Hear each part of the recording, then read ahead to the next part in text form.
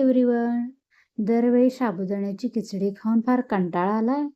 मग काय बनवायचा हा प्रश्न पडलाय. तर चला पाहूया आपण साबुदाण्याचे पराठे. काय नाही हो, एकदम सोपी रेसिपी आहे.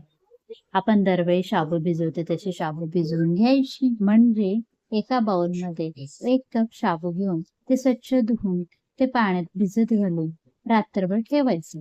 दुसऱ्या दिवशी सकाळी आपण ही शाबू ही बघा कशी छान भिजलेली आहे. ती शाबू आपण मिक्सरला लावून वाटून घ्यायची आणि त्याच्यामध्ये हिरवी मिरची आणि जिरे टाकायचे.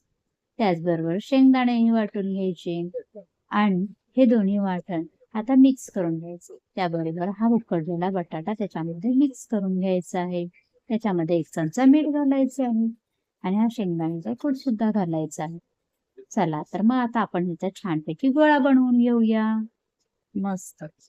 चल, हा गोळा आपण एखाद्या प्लेटवर पॉलिथिन ठेवून त्यामध्ये पाण्याचा हात लावून आपण छानपैकी पातळ एकसारखा थापून घ्यायचा आहे आणि ही तव्यावर टाकून आपण त्याला छानपैकी तूप लावून भाजून घ्यायचं आहे. आपल्या शेगडीचा फ्लेम हा मीडियम ठेवायचा आहे आणि त्याच्यावर झाकण ठेवून आपण त्याला बारीक मंद आचेवर भाजू द्यायचे आहे. तर आपण दुसरा गोळा थापून घेऊया.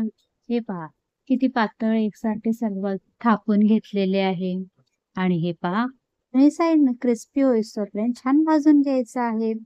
आता आपण दुसरा पराठाही भाजून घेऊया आणि अशा पद्धतीने हे पराठे बनवायचे आहे. त्याला तूप लावून भाजून घेतले ते अतिशय उत्कृष्ट लागतात. मस्तच. याची टेस्ट इतकी लाजवाब होते की काय सांगू. आणि असे हे पराठे दह्यासोबत किंवा शेंगदाण्याच्या हिरव्या चटणीसोबत खाल्ले तर प्रश्नच मिटला. Let's try. बाय.